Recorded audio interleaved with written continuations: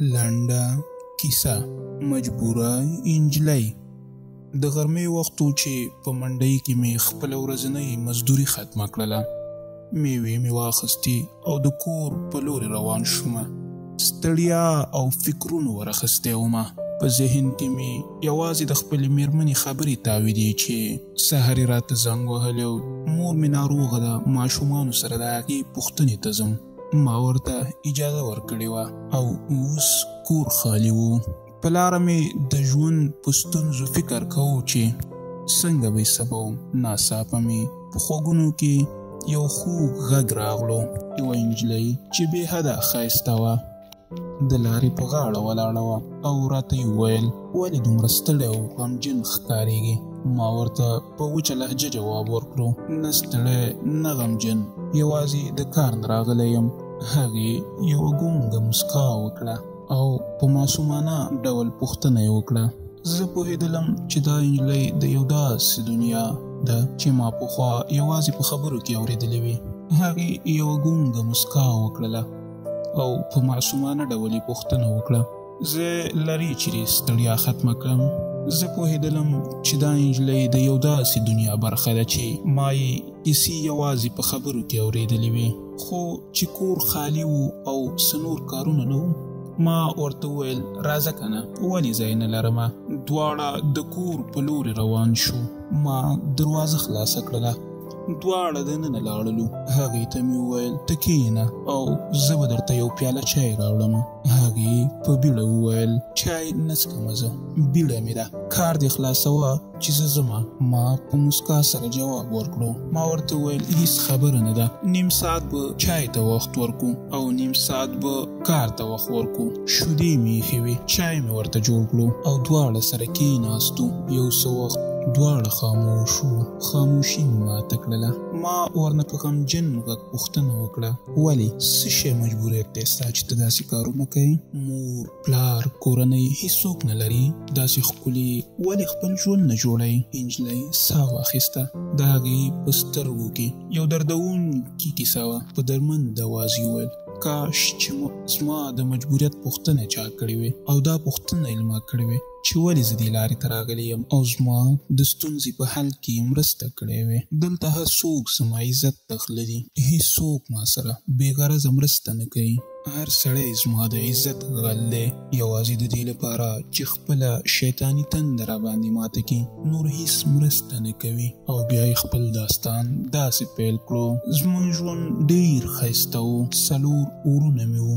هر یو یې ښې وظیفې لرلې. هر یو به کور ته ښه په مینه باندې شیونه راوړل او زه یې په ناز او مهربانۍ پاللم. خو هر څه بدل شو. یو وخت داسې راغلو چې زما ورونو وظیفې له لاسه ورکړي، صرف په دې خاطر له وظیفې لرې شول چې ولې تاسې پلانکي ته خپل ووټ ورکړی دی. آیا دولت او حکومت هم داسې وي؟ د هېواد مشران هم داسې وي؟ خو بیا هم ورونو مې په ښار کې دوکانونه جوړ کړه. زموږ ژوند بیا هم ښه و. خو کله چې دولت په هغه سیمه کې د آبادۍ نقشه جوړه کړه نو دوکانونه یې ورته وران کړل. بیا مې ورونو لاسګاډي واخیستل او په هغې مزدوري کوله. یو وخت ښاروالی هغه هم ترې واخیستل. زموږ دنیا په یوه لحظه کې بدله شوله او بیا یې ژوره ساه واخیسته او خبرې ډېرې درنې شوې. نجلۍ په ژړا شوله او بیا یې وویل یو ورور مې په غره کې کار کوو چې تیږه پرې راولوېده او مړ شو. بل ورور مې موټروان و، ټکر یې وکړو، هغه هم دنیا پرېښودله. موږ ته هېڅ نه و پاتې. زموږ کور هم په کرۍ و. نور مو دومره وس نه درلود چې د کور کرۍ ورکړو. موږ خوار و زار شو. نجلۍ خپله مخکنۍ موسکا په بشپړه ډول له لاسه ورکړې وه. غرې ونیولې وه او سلګۍ یې وهلې.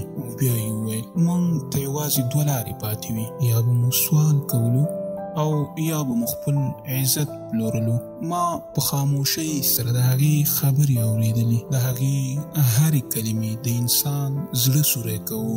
هغې راته د خپلې بېوسۍ کیسه داسې وکړه. ما په کور کې وویل چې ما ته اجازه راکړه چې زه د خلکو په کورونو کې مزدوري وکړم. که نور څه نه وي د پلار د درملو او د کور کرۍ پیسې خو پیدا کېږي. مور مې اجازه راکړله او په یو کور کې مې د میاشتې په 6,000 روپۍ باندې کار شروع کړو. میاشت پوره شوه او پیسې مې واخیستلې. نیم مې په کرایي کې ورکړو او په نیمایي مو پلار ته درمل واخیستل. په سبا چې بیا کار ته لاړم د کور میرمنې راته وویل موږ یوې هفتې لپاره ځو د پلار کور ته، ته هره ورځ راځه او په کور باندې پام کوه. ما ورته وویل سمه ده. هغه ورځ تېره شوه. په سبا یې خاوند کور ته راغی. زه ډېره ډارېدمه ځکه په کور کې هیڅوک نه و. خاوند یې راته د چای وویل. ما چای تیارې کړې چې د هغه کوټې ته روانه شوم. هغه زه څارلمه. هغه د دروازې شاته پټ ولاړ و. په غېږ کې ونیولم او راته یې وویل ما سره دغه کار وکړه، ډېرې روپۍ به درکړمه. زما نږدې و چې زړه ودرېږي. هېڅ په ځان پوهه نه شوم. په لېنګو کې مې په ګونډه ووهه او منډه مې کړه. د کور په لویه دروازه باندې ووتمه او لاړم خپل کور ته. په خپله کوټه کې مې کمبله کې ځان تاو کړو. لړزه راباندې راغله. مور مې وویل څه شی دی؟ څه در باندې شوي دي؟ ما ورته وویل هېڅ، ته به راباندې راغله. هغه کار مې پرېښودو. څه موده وروسته دې ته مجبوره شومه چې لارو کوڅو کې سوال وکړمه. نجلۍ ساعت ته وکتل چې 1 ساعت او 10 دقیقې تېرې شوې وې او وویل اخ دا خو وخت تیر شوی دی، ته خپل کار وکړه چې زه بیا زما کار لرم. ما وویل خیر دی، ته د ساعت په سر خپلې روپۍ واخله، کار به د کیسې نه وروسته وکړو. ته راته کیسه وکړه خپله. د نجلۍ اوښکې روانې وې. خپلې اوښکې پاکې کړې او بیا یې شروع وکړه. زه بازار ته لاړم او سوال مې شروع کړو، خو هلته هم زه بعضې بې غیرته او بې وجدانه سړو نه پرېښودمه. 10 روپو راکولو سره به یې زما د لاسونو ګوتې زور کولې.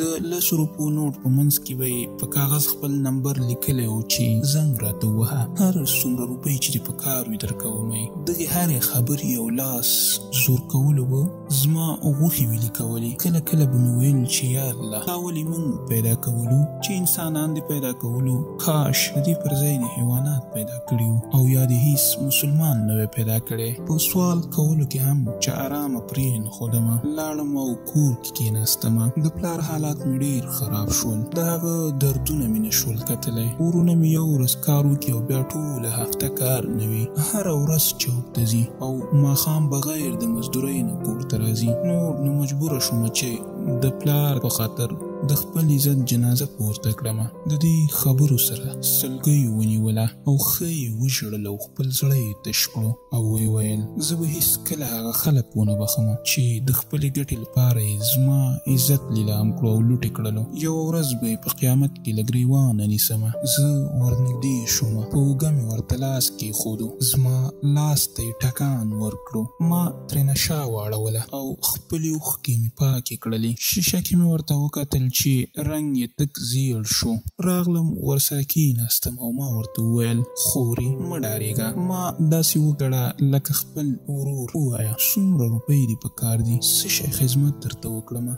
د جلۍ اوښکې روانې وې او راته یې وویل په روپو به څه وکړمه، دا خو به سبا خلاصې شي، بیا به زما همدا حال وي، بیا به د خلکو دغه بې شرمه خبرې اورم.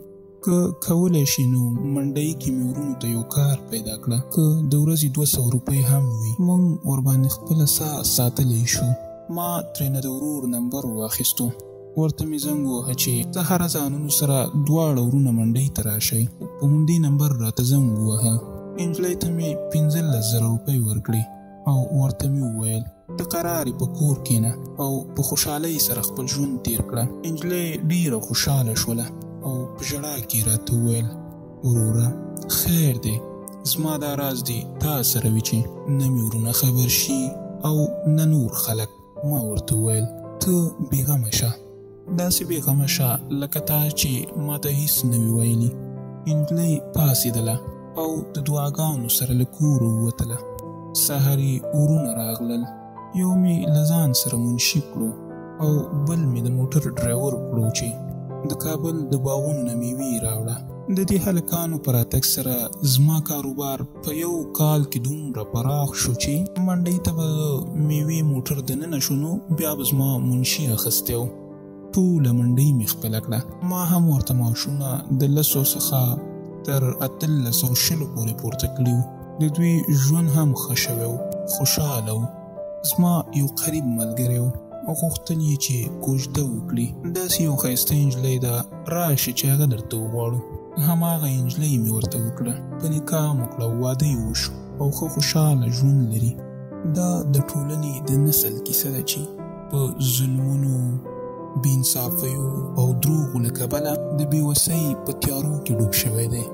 الله تعالی دې په ټولو هېوادوالو رحم وکړي او هیڅ یو خور دې الله تعالی دې ته نه مجبوره کوي چې خپل عزت لیلام کړي. فی الحال مو په لوی رب سپارم تر نوې کیسې پورې د الله په امان.